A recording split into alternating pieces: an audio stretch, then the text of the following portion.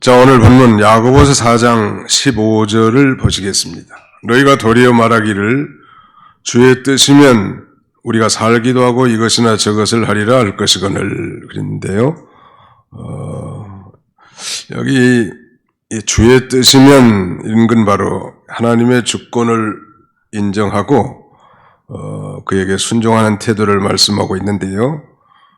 이 말씀 우리 성도가 마땅히 가져야 할 인생관이라 할 수 있습니다. 하나님의 주권을 인정하고 모든 것을 그에게 의탁하면서 그의 뜻대로 이것저것을 하겠다고 생각하며 사는 것, 이걸 우리 하나님이 원하신다는, 오늘 이 말씀에 의지해서 주님의 뜻을 따라 사십시오, 이런 제목으로 하나님 말씀을 선포하고 함께 은혜 받고자 합니다. 무슬림들, 즉 이슬람교인들인 이 무슬림들은 그 일상생활에서 소위 인샬라라는 이런 말을 많이 씁니다. 인샬라라는 것은 인샤 플러스 알라, 그런 말이니까 인샬라 하면 알라의 뜻대로 하옵소서, 그런 말이라는 말. 상당히 그들의 신앙이 묻어있는 그런 표현이기도 하죠. 우리도 하나님의 뜻대로 되게 하옵소서, 그런 말을 많이 쓰지 않습니까? 그런데 이것은 모든 걸 자신이 결정할 수 없고 알라의 뜻에 맡길 뿐이라는 뜻이고, 모든 성패를 다 알라 신에게 맡기고 자신은 그저 순응하면서 살아갈 뿐이다, 그런 의미를 지니고 있습니다. 그러나 그들은 그들의 삶 속에서 인샬라 하면 만약 알라의 뜻이라면, 만일 알라가 원하신다면, 이런 관용적인 표현으로 지금 사용하고 있는데요. 척박하고 제한된 생태계를 무대로 예측할 수 없는 환경에 사는 그들은 전쟁과 교역이 삶의 주된 방편이어야 하는 이 아랍 유목 사회의 전통적인 삶의 지혜이자 철학을 담고 있습니다. 좀 쉽게 말씀드린다면 어떤 대화를 하거나 조건을 제시하거나 상업적인 무역을 하는 데 있어서도 인샬라 하면 알라의 뜻대로 이런 대화를 쓴단 말이에요. 우리 내일 데이트합시다. 인샬라. 데이트에 나오겠다는 말인지 안 나오겠다는 말인지 알 수 없어. 우리 이 거래를 성사시킵시다. 그래도 인샬라, 거래를 하겠다는 건지 말겠다는지는 알 수 없는 아주 애매모호한, 그들은 S와 No가 불분명해요.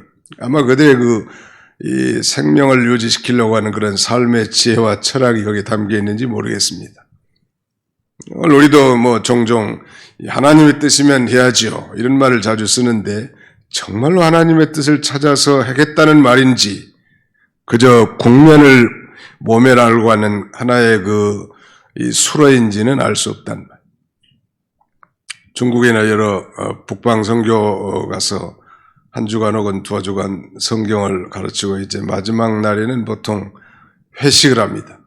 우즈베키스탄 같은 데는 양고기를 새코창에다 꼽아가지고 석탄에다 구워 먹는 그 요리를 소위 샤슬릭이라고 하는데, 회식하면서도 이제 목사님 또 오셔서 우리에게 성경을 가르쳐 주세요.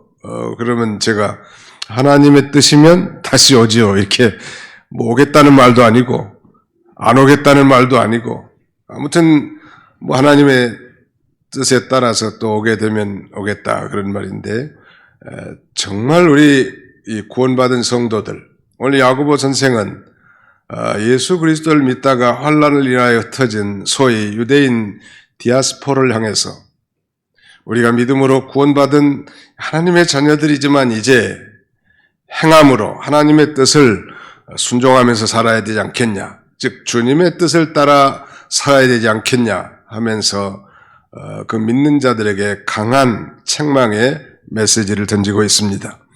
우리 생사복이 다 하나님의 주권적인 뜻에 달려있는데, 그러므로 오늘 우리 인생의 최고의 행복은 예수를 믿고 구원받아서 이 땅에서 천국 가는 그날까지 주님의 뜻을 찾아서 그 주님의 뜻을 따라 행하면서 사는 데 있을 것입니다. 왜냐하면 이것만이 영원히 남아있는 일이죠. 지혜자가 아니겠습니까? 영원히 남아있는 일을 위해서 이바지하고 투자하는 것. 이 세상도 그 정욕도 지나가되 오직 하나님의 뜻을 행하는 이는 영원히 거하느니라 라고 말씀하고 있습니다. 다윗은 그가 지은 시편에서 자신은 주님의 뜻 행하기를 즐거워했다고 말합니다. 시편 40편 8절에 보니까 나의 하나님이여 내가 주의 뜻 행하기를 즐기오니 주의 법이 나의 심중에 있나이다. 자기는 그 자기 심중에 여호와 하나님의 말씀이 가득 차 있고 그래서 날마다 자신의 삶 속에서 주님의 뜻을 행하기를 엔조이한다는 거예요.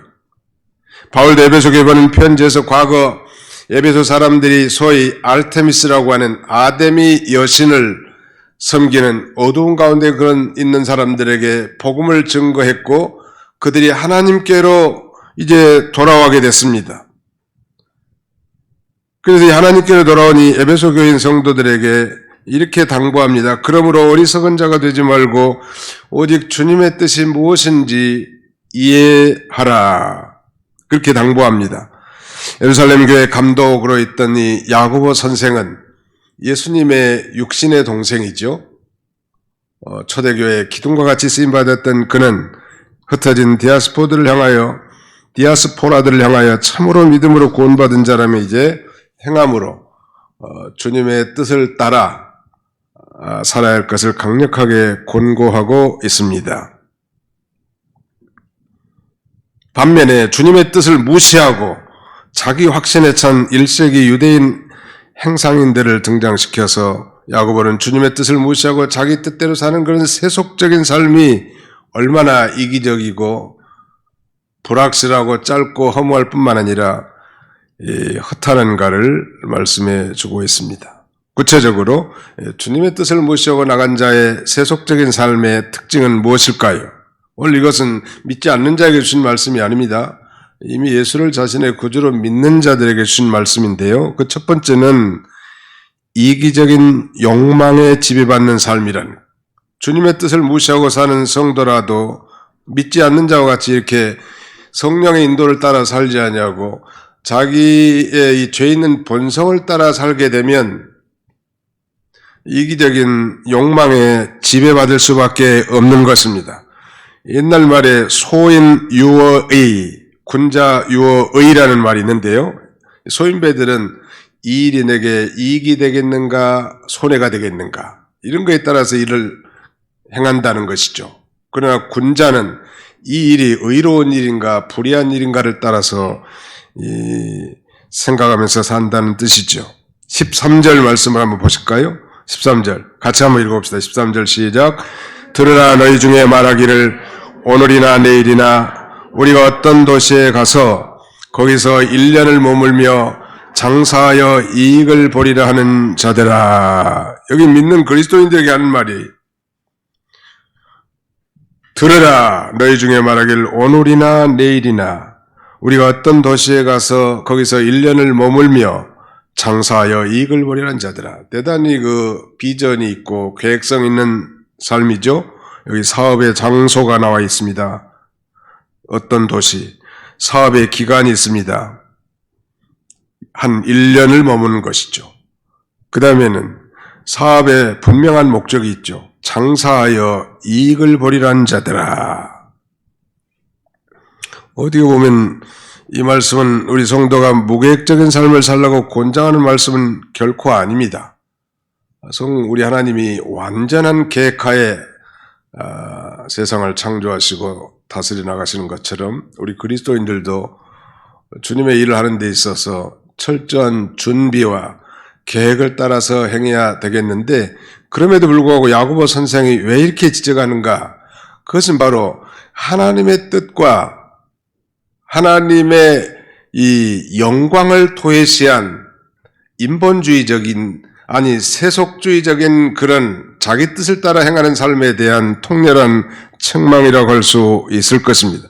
오히려 자기들의 뜻과 욕심만 가득 차 있었기 때문에 이렇게 책망한 것인데 우리가 이 땅에 살면서 치밀한 계획을 세우고 또 웅대한 비전을 품는 것도 중요하지만 먼저 그 일이 하나님의 뜻인가, 주님의 뜻인가, 아니면 내 뜻인가, 주님의 영광을 위한 일인가, 자기를 위한 일인가, 이것을 냉철하게 생각하고 그것이 전제되어야 할 것을 우리에게 말씀해 주므로 우리가 이걸 절대 잊어서는 안 될 것입니다. 심지어는 주님의 일을 한다고 하는 사람들조차도 이게 과연 주님을 위한 것인가, 자기를 위한 것인가, 주님의 영광을 위한 것인가, 자기의 장래를 위한 것인가 깊이 생각해야 된다는 것. 주님의 뜻을 무시하고 자기의 욕심을 쫓아 끝없이 살아간 자를 향해서 야고보 선생은 들어라 이렇게 안타깝게 부르짖고 있습니다. 하나님을 인정하지 않고 하나님을 의지하지 않는 하나님의 뜻이 도외시된 그런 계획과 경영, 이건 그야말로 헛된 것임을 지적하고 있는 것입니다. 그러므로 우리가 이 주님의 뜻을 찾고 분별하고 순종하는 것은 대단히 중요하죠. 그래서 이 바울은 로마교회에 보낸 편지에서 이신덕의 저들이 믿음으로 의롭다함을 얻은 그들로 하여금 이제는 이렇게 말합니다. 너희는 이 세대를 본받지 말라. 오직 심령으로 새롭게 변화를 받아 하나님의 선하시고 기뻐하시고 온전하신 뜻이 무엇인지 분별하도록 하라. 이렇게 편지합니다. 요즘 코로나로 인해서 상황이 좀 달라지긴 했지만 중국을 비롯한 동남아 여러 젊은이들이 소위 코리안 드림을 품고 한국으로 몰려옵니다. 심지어는 고기 배 타는 배 밑창에 숨어서라도 한국만 가면 살 길이 열릴 줄 알고 온다는 말. 오늘이나 내일이나 혹 몇 년만 고생하면 자기 나라에 가서 평생 먹고 살 수 있는 자본을 획득할 수 있기 때문이겠죠. 다행히 돈이라도 좀 벌어서 가면 좋겠는데 그 정반대로 몸이 아파가지고 이렇게 어려움을 더 당한다든지 심지어는 극한 직업에 끼어들어서 각종 사고로 이렇게 그들의 소위 한국 꿈, 코리안 드림이다 수포로 돌아가는 그런 뉴스들을 종종 대할 때가 있습니다.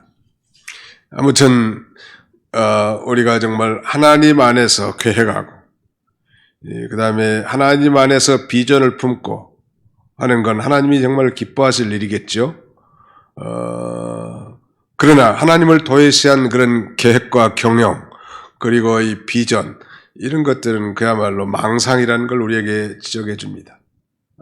그러므로 우리는 성령 받은 그리스도인들이니까 우리 중생한 영, 즉 새 생명이 성령의 인도와 주장을 온전히 받아 하나님의 선하시고 기뻐하시고 온전한 뜻이 무엇인지 분별해서 그 뜻을 따라서 사는 성숙한 그리스도인들이 다 되시기를 주님의 이름으로 축원합니다. 두 번째는 불확실하고 허무한 삶이라는 거예요. 이 불확실하고 허무한 삶. 우리가 내일 일을 알지 못하는 것은 우리의 생명이 잠깐 보이다가 없어지는 안개와 같기 때문입니다. 거기 14절 보실까요? 내일 일을 너희가 알지 못하는도다. 너희 생명이 무엇이냐? 너희는 잠깐 보이다가 없어지는 안개니라. 이 안개라는 말, 헬라 말은 아르테미스라고 하는데 수증기, 김, 연기와 같습니다. 수증기가 공중에 올라갈 때는 뭔가 있는 것 같지만 잠시 후에 다 사라져버리죠. 그 자취도 찾아볼 수 없게 됩니다. 안개도 마찬가지. 자옥이 낀 그 안개가 햇빛이 드러남과 동시에 순간적으로 흔적도 없이 사라진 거나 마찬가지. 그러므로 하나님의 뜻을 무시하고 세상과 육신에 속한 그런 계획과 이 비전과 경영을 숭상하고 나가는 사람들의 삶이야말로 uncertain, 불확실하다는 말. vain, 헛되다는 것. 아니, 짧다는 거예요. 이 세속적인 가치관에 따라 사는 자들의 삶이 얼마나 허무하고 불확실한가를 지적하고 그 세속적인 삶에 지금 경종을 울리는 거예요. 오늘 이 시대는 그야말로 만물의 마지막 때입니다. 아마 이 코로나19의 이 대전염병 재앙은 만물의 마지막을 알리는 종소리와 같은 것 같아요. 준비하라는 거예요. 우리 믿는 사람들을. 세속적인 삶을 정리하고 이제 하나님의 사람으로 이제 하나님의 뜻을 따라 사는 성숙한 말하자면 경건한 삶을 살도록 우리에게 이 경종을 울리는 중대한 메시지라고 할 수 있겠습니다. 잠언 27장 1절에 보니까 너는 내일 일을 자랑하지 말라. 하루 동안에 무슨 일이 날는지 내가 알 수 없음이라. 목회 초기에 그 조그마한 교회에서 제가 심우하게 됐는데 용인 구성 지금은 신도시가 됐지만 거기 김병년 집사님이라는 분이 계세요. 아들은 뭐 MBC 그 관현악단 부단장이라고 잘 키웠는데 그 서울에서 내려와 가지고 밭을 한 400평 사가지고 거기다가 조립식으로 짓고 거기서 하신 분. 교회에서도 많이 주무시고 제가 어디 선교나 가면은 교회 와서 꼭 주무시고 신방도 동행하신 분인데 나이가 한 65세쯤 됐을 것 같아요.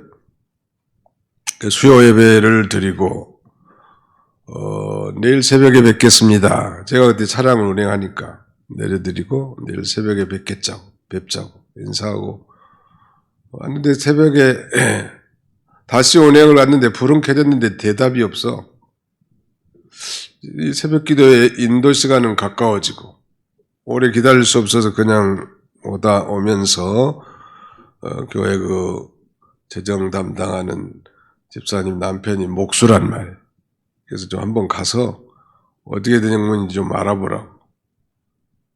설교 시간에 연락이 왔어. 베란다에서 뭐 빨래 널다가 그대로 죽어서 앉아있더라는 거예요. 그러니까 뭐 밤새 안녕이란 말이 있는데 아무튼 그렇게 천당 가신 거예요. 아무튼 물론 뭐 예부적으로 뭐 혈압이든지 뭐 뇌졸중이든지 여러 가지 심장마비라든지 있겠지만 그게 바로 우리 인생이에요. 또 안양에서 목회하는데 박대준 집사님이라는 분이 계세요. 아주 뭐 영어를 잘해서 회사 통역도 전문으로 하고 하는 그런 분인데 재정 맡으신 분이. 주일날 만났는데 뭐 제가 항대상에 기침을 좀 했던 모양이에요. 그래서 목사님 감기 조심하라고. 감사합니다. 월요일 아침에 전화가 왔어요. 영동 세브란스 영안실이요. 박대준 씨라는 분이 최익은 목사님 전화번호가 있어서 전화했다네. 알고 보니까 아침에 출근하려고 이제 버스를 타고 가면서 버스 안에 자리에 그대로 앉아서 천당 가신 거예요. 놀라운 일이죠. 또 가락동에 와서 목회하는데 원상철 장로님이라는 분이 계신데 아주 뭐 충성하신 분이죠. 근데 이분은 또 그 자기 세무산지 회계사하고 대화를 하면서 그대로 천당에 가셨어요. 그때 신학교 공부 가르치고 급히 연락왔는데 벌써 이미 장치가 붙어 있고 의식이 없어. 제가 드린 말씀드리고자 하는 요지는 오늘 우리가 살아있는 것이 굉장히 중요하고 우리에게 가장 중요한 순간은 바로 이 시간.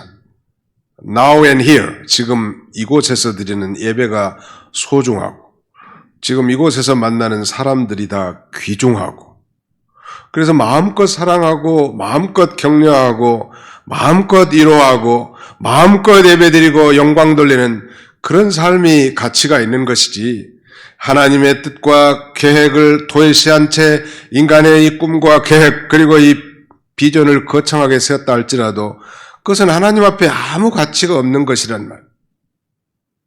그러므로 정말 이 신앙을 인하여 핍박받고 흩어져 있는 이 수많은 이 이스라엘 유대인의 그 디아스포라를 향해서 야고보 선생은 우리가 내일 일도 알지 못하는 안개 같은 그런 존재이니 정말 주님의 뜻을 따라 살고 주님의 뜻을 따라 이것도 하고 주님의 뜻이면 저것도 하는 그런 인생관을 갖고 살라고 그렇게 당부하고 있습니다. 사랑하는 성도 여러분, 성경에 나오는 그 어리석은 부자 청년의 결국을 아시지 않습니까? 그런 대단히 말하자면 그 비전 있고 계획성 있는 인생관을 가진 청년이었습니다. 많은 이 곡물의 소출로 인해서 이제 계획을 한 거예요. 이 많은 곡식을 저장할 곳간, 즉 창고를 지어야 되겠다는 그런 설교와 함께 넓은 창고를 짓고 많은 곡식을 이제 그 창고에 쌓아놓고 하는 말이 영혼아 여러 해 쓸 물건을 많이 쌓아두었으니 평안히 쉬고 먹고 마시고 즐거워하자 하리라 하는데 여호와 하나님께서 뭐라고 말씀하십니까? 어리석은 자여 오늘 밤에 내 영혼을 도로 찾으리니 그러면 내 준비한 것이 누구의 것이 되겠느냐 이렇게 반문하십니다. 하나님의 뜻을 생각하지 않고 자기 뜻, 자기 주장, 자기 계획대로 실행한 그는 그날 저녁 그의 영혼을 빼앗길 줄을 전혀 모르는 불확실하고 그야말로 허무한 삶을 산 것입니다. 다윗은 인생의 삶이 한 뼘 길이 정도밖에 안 된다. 한 뼘 인생, 아니 그림자 같은 인생이라고 탄식하면서 하나님을 떠난 인생이야말로 더덥고 허무한 것을 깨닫고 이렇게 노래합니다.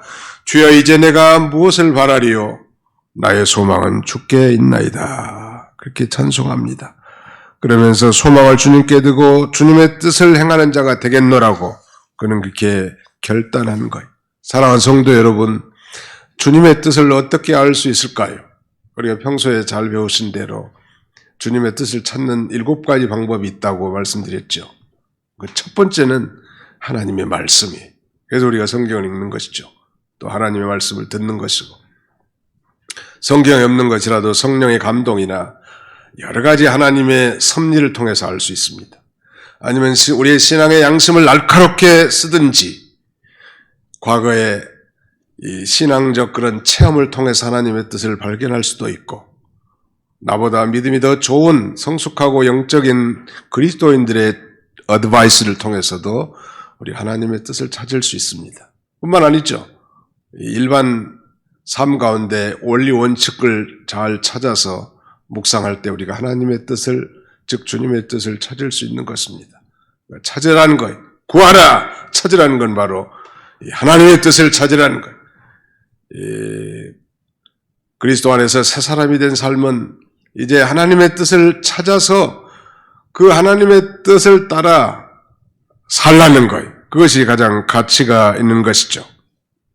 자, 그 다음에 세 번째는 이런 삶은 그야말로 허탄한 자랑의 삶이라는 것. 세속적인 삶의 가치관을 두고 그것을 계획하고 경영하는 그런 삶이야말로 아니 성취한 삶이야말로 그건 허탄한 자랑의 삶이라는 것입니다.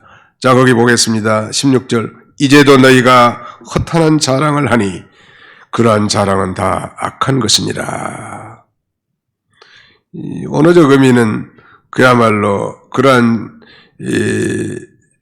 이제도 너희가 허탄한 자랑을 하니 그랬는데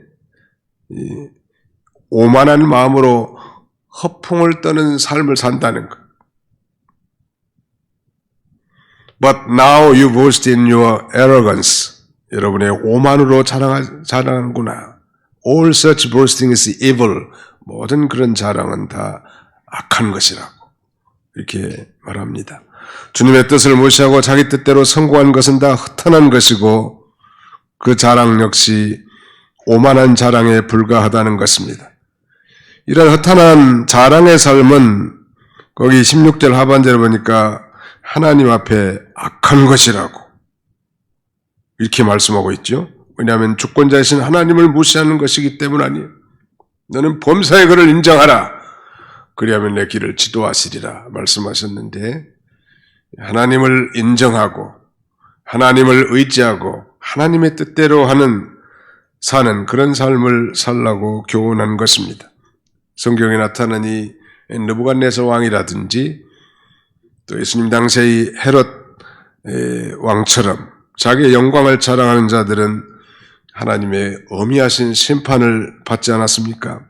어떤 사람이 자기가 자랑하는 걸 보면 그 사람의 본질을 어느 정도 짐작할 수 있는데 그 이유는 사람은 보통 자기가 가장 귀하게 여기는 걸 자랑하게 됩니다. 나는 내 입술에서 뭘 자랑하고 말하는지 영적인 사람은 영적인 걸 자랑하고 말할 것이고 육적인 사람은 육적인 것을 말하고 자랑할 것입니다. 그것이 자기의 본질이란 말이에요. 성경은 지혜나 용맹, 부함을 자랑하지 말라고 말합니다. 지혜 있는 자는 그 지혜를 자랑하지 말고, 용기 있는 자는 그 용맹을 자랑하지 말고, 부자는 그 부함을 자랑하지 말지니, 이렇게 말하면서 자랑하는 자는 이것으로 자랑할지니, 명철하여 여호와 하나님을 아는 것과, 또 여호와 하나님께서는 이 땅 위에 사랑과 공의 그리고 정의를 행하신 분이라는 사실을 깨닫는 것이라고 그렇게 말씀하고, 나는 이 일을 기뻐하노라 이렇게 말씀하십니다. 바울은 그렇게 말합니다. 자기는 우리 주 예수 그리스도의 십자가 외에는 결코 자랑할 것이 없다. 왜 그럴까요? 오직 그 십자가를 통해서만, 그 십자가를 통하지 않고는 그 어떤 누구도 구원과 생명, 즉 구원과 영생을 얻을 수 없기 때문일 것입니다. 그러면서 자기는 그 복음을 부끄러워하지 않는다고 말하지 않습니까? 내가 복음을 부끄러워하지 아니하노니 이 복음은 모든 믿는 자에게 구원을 주시는 하나님의 능력이 됨이라. 모든 믿는 자에게 구원과 영생을 주시는 복음이기 때문에 바울은 복음을 자랑하는 것. 이 자랑이야말로 아름다운 자랑. 한번 더 합시다. 우리는 아름다운 자랑을 널리 합시다. 네, 아름다운 자랑, 복음의 자랑, 복음 자랑, 십자가 자랑, 그런 아름다운 자리. 그러나 이 세상에서 하나님의 뜻을 도외시한, 하나님의 영광을 도외시한 그런 계획과 성취를 가지고 자랑하는 것은 다 그야말로 허탄한 자랑이고, 그야말로 무용적이란 말이에요. 무용. 아무 의미가 없단 말이에요. 예수님께서도 이렇게 말씀하십니다. 내가 하늘에서 내려온 것은 내 뜻을 행하려 함이 아니요 나를 보내신 이의 뜻을 행하려 함이니라. 나를 보내시는 곧 하나님 아버지죠. 나를 보내신 이의 뜻은 내게 주신 자 중에 내가 하나도 잃어버리지 아니하고 마지막 날에 다시 살리는 이것이니라. 내 아버지의 뜻은 아들을 보고 믿는 자마다 영생을 얻는 이것이니 마지막 날에 내가 이를 다시 살리리라 하시니라. 예수님이 이 땅에 오신 것은 하늘 영광을 다 버리고 자기의 뜻을 행하려 함이 아니고 나를 보내신 아버지의 뜻을 행하려 함이라 말씀하시고, 아버지의 뜻은 나를 보고 믿는 자마다 영생을 얻는 이것이라. 그리고 하나님께서 주신 자를, 내게 주신 자를 하나도 잃어버리지 않는 것이라. 바로 이 전도와 선교가 명백한 하나님이 기뻐하신 뜻임을 말씀하는, 우리가 교회에서 봉사하고 친교하고 연보하고 구제하는 모든 일들 다 궁극적으로는 영혼을 구원하기 위한 뒷받침이 되어야 합니다. 그렇지 않고 그것이 인간적 교제나 친교라면 그건 하늘에 상달될 수 없는 것이죠. 자, 그렇다면 우리 하나님이 정말 기뻐하시는 뜻이 무엇인지를 우리가 짐작할 수 있겠죠. 영혼을 구원하는 일. 세상에는 많은 일들이 있죠. 정말 가치 있는 일 뭘까요? 생명을 살리는 일 아니요? 오늘 이 시대는 그야말로 기독교가 손가락질 당하다 못해 그야말로 이 비난받는, 명백하게 아주 비난받는 그런 시대에 살고 있습니다. 대다수의 교회나 목회자들은 정말 하나님 아버지 앞에나 사람 앞에 바로 하지만 또 그렇지 못한 사람들도 많이 있기 때문이죠. 또 마땅히 특별한 은혜를 받은 자로서 본을 보이지 못하기 때문에 받는 당연한 결과라고도 할 수 있습니다. 그렇다고 우리가 의기소침해가지고 마땅히 해야 할 영혼을 구원하는 일, 생명을 구원하는 일에 우리가 등한시해서는 안 됩니다. 어디서든지 때를 얻든지 못했든지 정말 영혼을 사랑하는 마음으로 이 생명을 주는 이 복음을 증거하는 일, 이거야말로 우리 하나님이 얼마나 기뻐하실까요? 뿐만 아니라 우리 하나님은 뭘 기뻐하실까요? 자, 17절 마지막 절 봅시다. 그러므로 사람이 선을 행할 줄 알고도 행하지 아니하면 죄니라. 여기 나오는 선이 바로 주님의 뜻입니다. 그래서 미가서 6장 8절에는 사람아 주께서 선한 것이 무엇임을 내게 보이셨나니 여호와께서 내게 구하시는 것이 오직 공의를 행하며 인자를 사랑하며 겸손히 내 하나님과 함께 행하는 것이 아니냐. 공의를 행하며 인자를 사랑하며 겸손히 내 하나님과 동행하는 것, 그것이 선이요 주님의 뜻이요 하나님이 기뻐하신 일이란 말. 그렇지 않는 것이 무엇인지를 우리가 찾아서, 즉 하나님의 뜻이 아닌 것이 무엇인지를 찾아서 분별하고 버려야 할 것입니다. 우리 성도가 주님의 뜻을 찾아서 알았다고 한다면 이제 어떤 유불리를 떠나서 아니면 인격적인 모독, 생명의 위협이 있다 할지라도 이제 그 뜻을 순종하면서 살아가야 합니다. 그러면 하나님이 능력으로 역사하셔서 모든 걸 이기게 해주시고 성취되게 해주실 것입니다. 우리 찬송가의 그 425장, 우리 설교 후에 부를 찬송인데, 주님의 뜻을 이루소서라고 하는 이 곡은 아델레이드 에디슨 폴라드 양이 1902년에 쓴 찬송시입니다. 폴라드 양은 그의 비전과 꿈이 아프리카에 선교사로 나가는 소원이었습니다. 그런데 좀처럼 길이 열리지 않았습니다. 쉬지 않고 하나님 앞에 늘 간구했지만 응답이 오지 않았다는, 얼마나 낙심이 됐겠죠.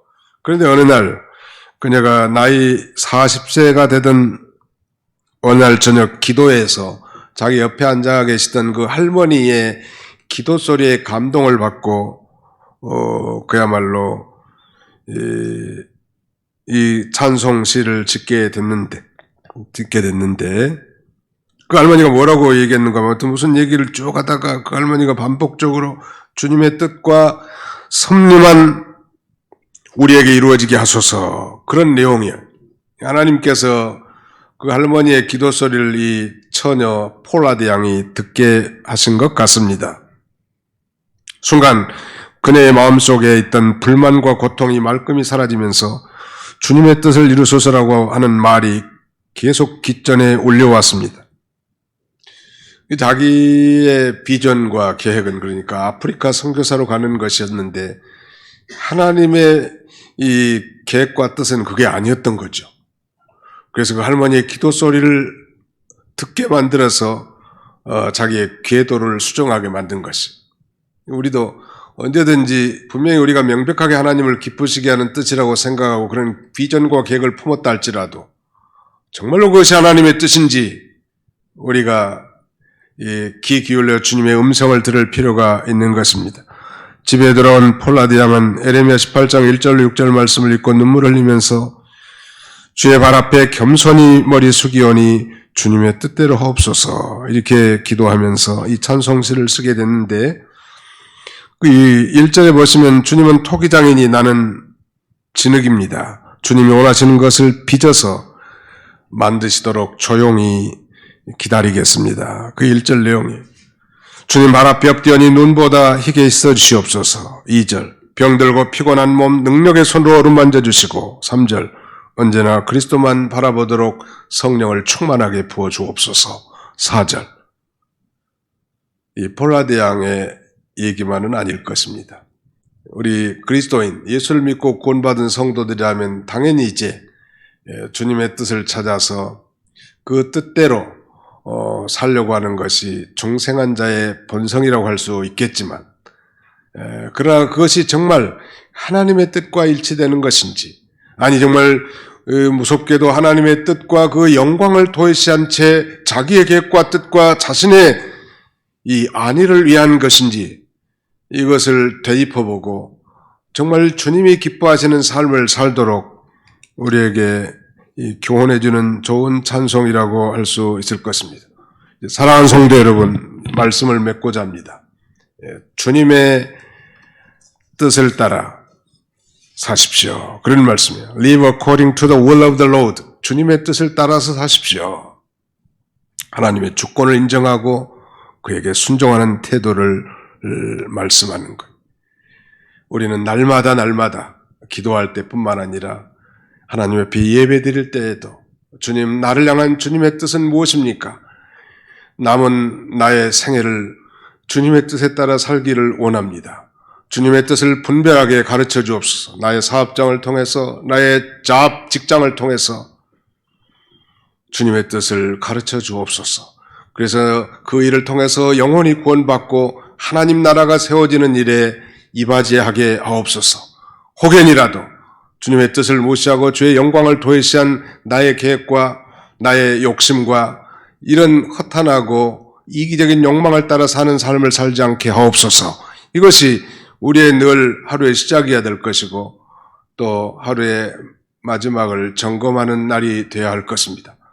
그래서 정말 우리 하나님이 기뻐하시고 선하시고 온전하신 뜻을 찾아 우리 하나님 앞에 영광을 돌리시는 복된 성도님들이 다 되시기를 주님의 이름으로 축원합니다. 거룩하신 우리 아버지 하나님께서 오늘도 온라인으로 혹은 오프라인으로 하나님 앞에 예배할 수 있도록 은혜 주심을 진심으로 감사하고 감사를 드립니다. 만물의 마지막이 다 돼서 이제 모두가 다 하나님의 뜻을 거스려 사는 이 세대를 본받지 말고 오직 심령으로 변화를 받아 하나님의 선하시고 기뻐하시고 온전하신 뜻이 무엇인지 날마다 분별해 살아갈 수 있는 그런 저희들이 다 되게 주옵소서.